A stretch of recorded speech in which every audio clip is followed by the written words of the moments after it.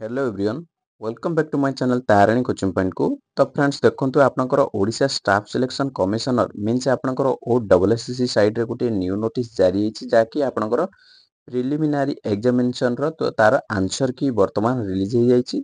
ता विषय रे हम डिस्कशन करबा ना केउ पोस्ट रो ना आपण माने जानिथिबे सीजीएल स्पेशलिस्ट पोस्ट आपनकर 2023 रे आसीतले मु आपनको अपडेट करा देइथिली एडमिट कार्ड आ एग्जाम डेट विषय रे भी मु आपनको अपडेट कराई देइथिली बट एबे तार आपनकर आंसर कीटी रिलीज ହେଇଛି। आपण माने एठी देखि पारथिबे आपनकर एठी आपनकर चारिटी नोटिस अछि जे आपनकर 5 तारिख रे हला कि आपनकर एठी डेट टी भी मेंशन अछि। एठी आपण माने देखि पारथिबे चारिटी नोटिस आछि बट हमें सेहिथुर गोटे नोटिस ऊपर डिस्कशन करबा।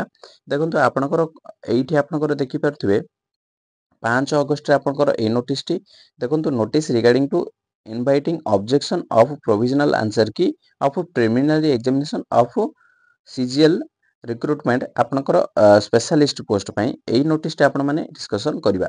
देखंतु आ ऊपर क्लिक कला परे आपनकर नोटिस टे ओपन हे जिवो। मु ऑलरेडी ओपन करके माने डाउनलोड करके रखिछि ताको हमें डिस्कशन करबा। देखंतु आपण मानकर एठी हे जाउछि आपनकर डेट टी मध्ये आपण माने एठी मेंशन अछि देखि परथिबे 5/8/2024 हला कि आपनकर एठी आपनकर देखि पारथिबे it is inform to all candidates that the provisional answer key of preliminary examination of combined graduate level recruitment for group B आउ group C specialist post okay.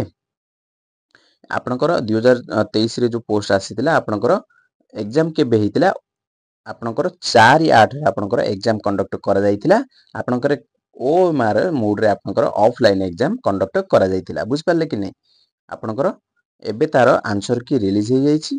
आपनकर देखि पारथिबे बहुत फास्टली काम करछि ओडब्ल्यूएसएससी जेमिति ओ ट्रिपल एसएससी जेमिति लेजी काम करछि से type रो नुह बहुत फास्ट काम करछि। आपनकर बहुत शीघ्र आपनकर कोन आपनकर रिजल्ट भी देखिबा को पाइबे। आपनकर एबे आपनकर प्रोविजनल आंसर की आसी गला तापर आपनकर जो करेक्शन है कि आपण माने ऑब्जेक्शन फाइल करबे। ऑब्जेक्शन फाइल कला परे आपनकर आउ गोटे आंसर की आसीबो जाके आपनकर फाइनल आंसर की आसी जिवो तापर आपनकर रिजल्ट आसी जिवो बुझ पारले।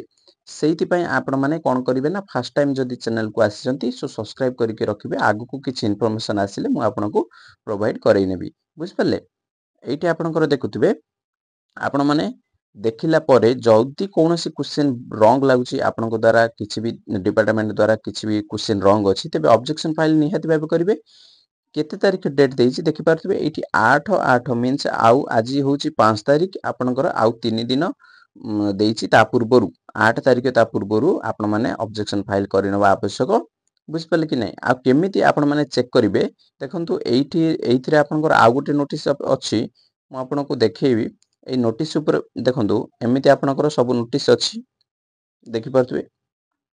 एइठी आपण माने क्लिक कला परे आपनकर लॉगिन आ पासवर्ड देकी आपण माने डायरेक्ट लॉगिन हे जिबे। आपनकर जेतर भी पोस्ट भरिसंती सेठी के आपण माने लॉगिन हे जिबे। लॉगिन हे गला परे आपण एइठी आपण माने देखि परिबे ऑनलाइन असेसमेंट रे आपण माने एइठी आपण माने देखिबे। एइठी क्लिक कला परे आपनकर व्यू एइठी आपण माने डाउनलोड करके आपनकर आंसर कीट देखि परिबे। जदी किछि रॉन्ग लागुची तबे ऑब्जेक्शन फाइल करिया पई एइठी आपनकर एग्जामिनेशन सॉरी ता तळकु जो अछि file objection to publish answer key एइथिरे आपण माने आंसर की देखि कि आपण मानकर जो ऑब्जेक्शन अछि के क्वेश्चन कोन एइथिरे ऑब्जेक्शन करिवे। जदी आपण माने जानि पार नाहंती मते कमेंट करले मु केमिति कोन करिवे ता विषय रे गोटे वीडियो नै के आसी जिवि। छोटिया नोटिस थिला भाबुची आपण मानको इन्फॉर्म दबारे बहुत हेल्प होबो आपनकु।